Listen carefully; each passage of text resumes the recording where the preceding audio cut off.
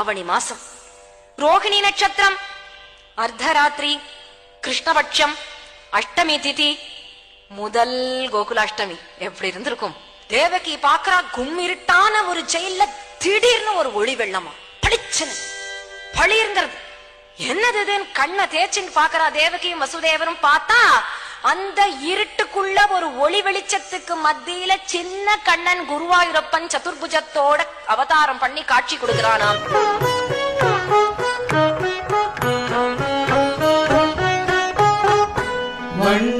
வண்ணமாடங்கள் சூழ்த்திரு Kottiyur Kannan Kesavan Nambi பிறந்தினில். வண்ணமாடங்கள் சூழ்த்திரு Kottiyur